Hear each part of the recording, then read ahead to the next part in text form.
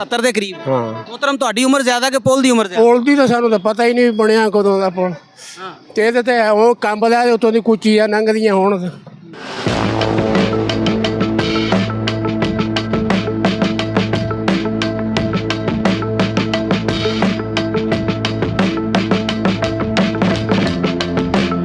$55 55 year old.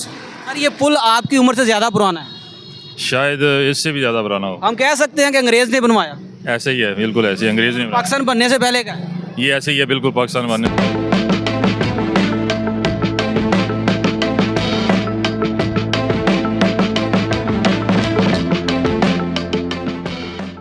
साल के करीब हो चुका है, काफ़ी पुराना है और अब तो काफ़ी ज़्यादा खतरा बढ़ चुका है, लिहाजा ये पुल बनना चाहिए।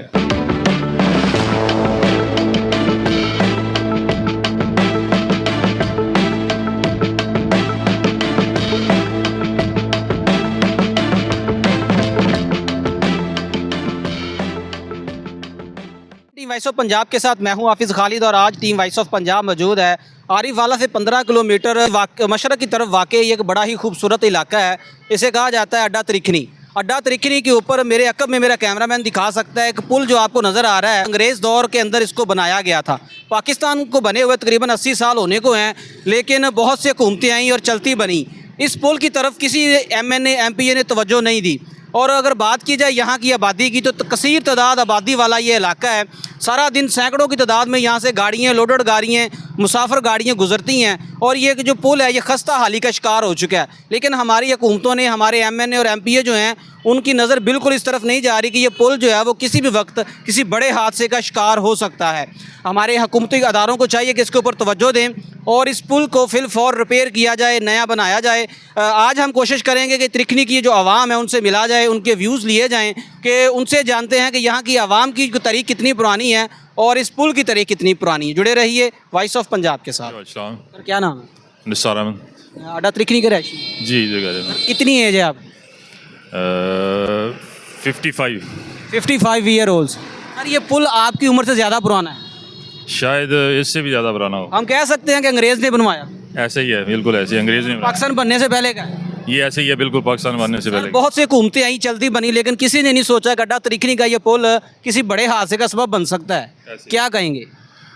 हम तो यही कहेंगे कि ये सिवाम का ख्याल रखा जाए। एक तो ये इसके पुल के ऊपर जितनी है कैपेबिलिटी जो गुजरने की वो बहुत कम है। ठीक है, रोड बनते रहे लेकिन पुल के बारे में किसी ने आज तक नहीं सोचा।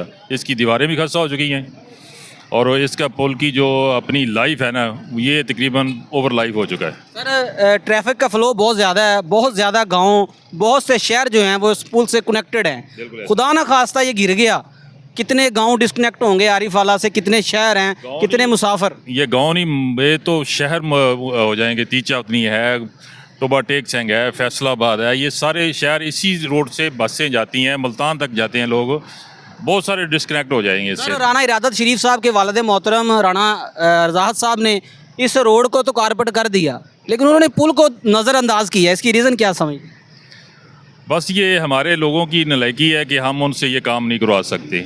अगला कि हम लोगों को उनके पास जाना चाहिए। वो बहुत अच्छे लोग हैं, काम करते हैं, बात भी सुनते हैं, लेकिन हमें उनके पास जाना चाहिए, उनको अपने ये मामला, ये दुख तकलीफ सुनाने चाहिए। इंशाल्लाह वो भी कर देंगे। जो भी उनके वालिद मोहतरम ने आपको इतना प्यारा रोड दे दिया। अब उनके बेटे राना इरादत साहब जो है ना वो इस वक्त इक़्तिदार के अंदर हैं, उनके नाम क्या पैगाम?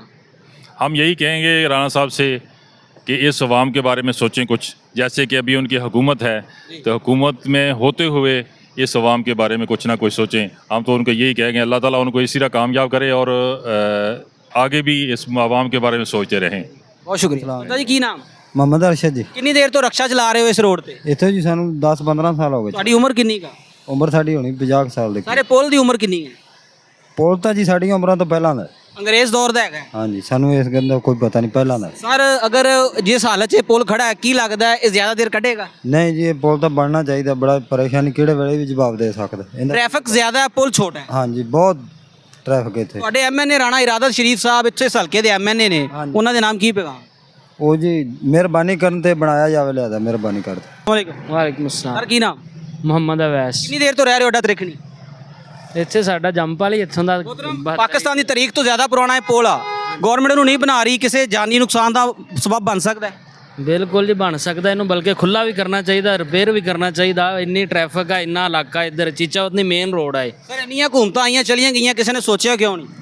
ਇਹ ਤੇ ਜੀ ਹੁਣ ਹਕੂਮਤ ਵਾਲਿਆਂ ਨੂੰ ਸੋਚਣਾ ਚਾਹੀਦਾ ਬਈ ਇਸ ਇਲਾਕੇ ਦੇ ਲੋਕਾਂ ਨੂੰ, ਯਾਨੀ ਕਿ ਜਿਹੜੇ ਵੋਟ ਲੈਂਦੇ ਨੇ ਉਹਨਾਂ ਲੋਕਾਂ ਨੂੰ ਸੋਚਣਾ ਚਾਹੀਦਾ ਵੀ ਯਾਰ ਲੋਕ ਸਾਨੂੰ ਭੇਜਦੇ ਨੇ ਅਸੈਂਬਲੀਆਂ ਅੰਦਰ ਤੇ ਅਸੀਂ ਲੋਕਾਂ ਦੀ ਗੱਲਬਾਤ ਕਰੀਏ।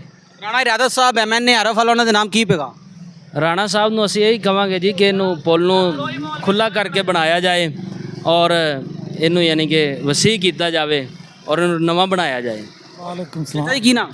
ਅਬਦੁਲ ਮੀਦ। ਅੱਡਾ ਤ੍ਰਿਖਣੀ ਦੇ ਰਹਿਸ਼ੀ ਹੋ? ਹਾਂਜੀ। ਸਰ ਇਹ ਪੁਲ ਬੜਾ ਪੁਰਾਣਾ ਹੈ, ਗਿਰ ਸਕਦਾ ਹੈ, ਕਿਸੇ ਹਾਦਸੇ ਦਾ ਸਬਬ ਬਣ ਸਕਦਾ ਹੈ। ਗਵਰਨਮੈਂਟ ਦੇ ਨਾਮ ਕੀ ਪੈਗਾਮ ਹੈ? ਨਵਾਂ ਬਣਨਾ ਚਾਹੀਦਾ ਹੈ। ਹਾਂਜੀ ਨਵਾਂ ਬਣਨਾ ਚਾਹੀਦਾ, ਬਹੁਤ ਪੁਰਾਣਾ ਤੇ ਤੰਗ ਆ ਪੁਲ। ਇੱਥੇ ਟ੍ਰੈਫਿਕ ਬਹੁਤ ਤੰਗ ਹੁੰਦੀ ਹੈ ਜਦੋਂ ਇਕੱਠੀ ਹੋ ਜਾਂਦੀ ਟ੍ਰੈਫਿਕ, ਤੇ ਬਹੁਤ ਪੁਰਾਣਾ, ਇਹਦਾ ਖਤਰਾ ਹੀ ਖਤਰਾ। ਵਾਲੇਕੁਮ ਸਲਾਮ। ਭਾਈਜਾਨ ਕੀ ਨਾਮ? ਗੁਲਾਮ ਫਰੀਦ ਸਰ। ਕਿੰਨੀ ਦੇਰ ਤੋਂ ਰਹਿ ਰਹੇ ਹੋ ਅੱਡਾ ਤ੍ਰਿਖਣੀ? ਅਸੀਂ ਤਕਰੀਬਨ ਉਹ ਕਰਨਾ 38 ਕੁ ਸਾਲ ਹੋ ਗਏ ਨੇ ਯਾਰ। ਮੋਹਤਰਮ ਇਹ ਪੁਲ ਖਸਤਾ ਹਾਲੀ ਦਾ ਸ਼ਿਕਾਰ ਆ, ਕਿਸੇ ਟਾਈਮ ਗਿਰ ਸਕਦਾ ਹੈ, ਤੇ ਗਵਰਨਮੈਂਟ ਦੇ ਨਾਮ ਕੀ ਪੈਗਾਮ ਹੈ? ਅੰਗਰੇਜ਼ ਦੌਰ ਦਾ ਬਣਿਆ ਪੁਲ ਹੈ। ਬਿਲਕੁਲ ਸਨ 88 ਸਾਡੀ ਸੁਰਤ ਤੋਂ ਪਹਿਲੇ ਦਾ ਬਣਿਆ ਹੋਇਆ ਨਾ, 88 ਦਾ ਅੰਦਾਜ਼ਾ ਮੇਰਾ ਕਿ ਬਣਿਆ ਹੋਣਾ। ਤੇ ਬਣਨਾ ਨਵਾਂ ਤਾਂ ਬਣ ਜਾਵੇ ਤਾਂ ਟੂਟ ਫੂਟ ਦਾ ਸ਼ਿਕਾਰ ਹੈਗਾ ਹੈ। ਬਿਲਕੁਲ। ਤੇ ਅਗਰ ਖੁਦਾ ਨਾ ਖਾਸਤਾ ਇਹ ਗਿਰ ਗਿਆ, ਕਿੰਨੇ ਇਲਾਕੇ ਡਿਸਕਨੈਕਟ ਹੋਣਗੇ ਆਰਫ ਵਾਲੇ? ਕਾਫੀ ਸਾਰੇ 14-15 ਪਿੰਡ ਲੱਗਦੇ ਨੇ ਇੱਧਰਲੇ ਪਾਸੇ। ਇਹ ਸ਼ਹਿਰ ਕਿੰਨੇ ਨੇ? ਸ਼ਹਿਰ ਵੀ ਆ ਨੇ ਤਕਰੀਬਨ ਕਾਫੀ ਆਉਂਦੇ ਨੇ। ਜਦੋਂ ਇਹ ਪੁਲ ਕ੍ਰਾਸ ਕਰਨਾ ਤੇ ਕਾਫੀ ਸ਼ਹਿਰ ਆਉਂਦੇ ਨੇ, ਚੀਚਾਪਤਨੀ ਤਿੱਕਰ, ਚੰਗ ਤਿੱਕਰ। MNA ਦੇ ਨਾਮ ਕੀ ਪੈਗਾਮ? ਉਹਨਾਂ ਨੂੰ ਪੈਗਾਮ ਤੇ ਹੀ ਦਿੱਤਾ ਜਾਵੇ, ਕੋਈ ਮਿਹਰਬਾਨੀ ਕੀਤੀ ਜਾਵੇ ਤਾਂ ਚਲੋ, ਜੇ ਨਿਊ ਹੋ ਜਾਵੇ ਤਾਂ ਬਿਹਤਰ ਹੈ। ਅਸਲਾਮ ਵਾਲੇਕੁਮ। ਵਾਲੇਕੁਮ ਅਸਲਾਮ। ਜੀ ਕੀ ਨਾਮ? ਸ਼ਫੀਕ ਅਹਿਮਦ ਮੇਰਾ ਨਾਮ ਹੈ। ਅੱਡਾ ਤ੍ਰਿਖਣੀ ਦੇ ਰਹਿਸ਼ੀ ਹੋ? ਬਿਲਕੁਲ। ਇੱਥੋਂ ਕਿੰਨੀ ਉਮਰ ਹੋ ਗਈ? ਮੇਰੀ ਉਮਰ ਤਕਰੀਬਨ 70 ਦੇ ਲਗਭਗ ਹੈ।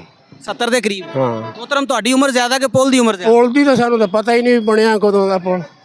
ਤੇ ਇਹਦੇ ਤੇ ਉਹ ਕੰਬਦਾ ਉਤੋਂ ਦੀ ਕੁਝ ਚੀਜ਼ਾਂ ਲੰਘਦੀਆਂ ਹੋਣ। ਮੋਹਤਰਮ ਗਵਰਨਮੈਂਟ ਦੇ ਨਾਮ ਕੀ ਪੈਗਾਮ ਹੈ? MNA ਰਾਣਾ ਇਰਾਦਤ ਸ਼ਰੀਫ ਸਾਹਿਬ, ਉਹਨਾਂ ਦੇ ਵਾਲਿਦ ਸਾਹਿਬ ਨੇ ਕਾਰਪਟ ਰੋਡ ਬਣਾਤਾ ਲੇਕਿਨ ਪੁਲ ਛੱਡਤਾ। ਬਾਕੀ ਇਹ ਪੁਲ ਵਾਕਈ ਬਣਨਾ ਚਾਹੀਦਾ।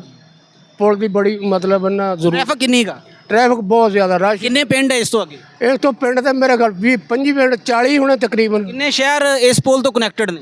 ਇਹ ਤੋਂ 4। ਕਿਹੜੇ ਕਿਹੜੇ ਸ਼ਹਿਰ?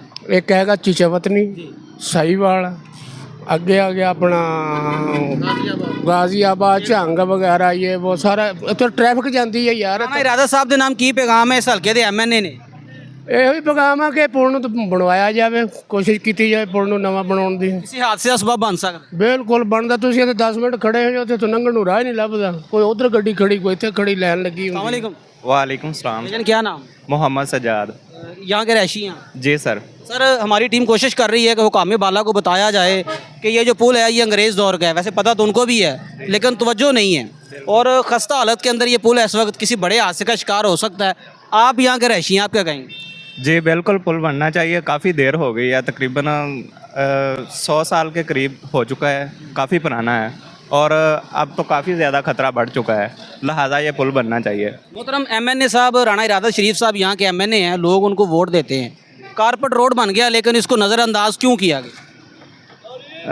पता नहीं, इस तरफ कॉस्टली है। यस कॉस्टली है, इस तरफ उनका ध्यान होना चाहिए क्योंकि ये काफ़ी ज़्यादा ख़तरे का बायस है, लिहाजा ये बनना चाहिए। ਵਾਲੇਕੁਮ ਸਲਾਮ ਜੀ। जी की नाम? ਅਮੀਰ ਹੁਸੈਨ। कितों ਦੇ ਰਹਿਸ਼ੀ? 78 ਈਬੀ ਦੇ। ਅੱਡਾ ਤ੍ਰਿਖਣੀ। ਹਾਂਜੀ। ਕਿੰਨੀ ਦੇਰ ਤੋਂ ਰਹਿੰਦੇ ਪਏ? ਤਕਰੀਬਨ ਅਸੀਂ ਅਰਸੇ ਜੰਮੇ ਪਲੇ ਹੀ ਇੱਥੇ।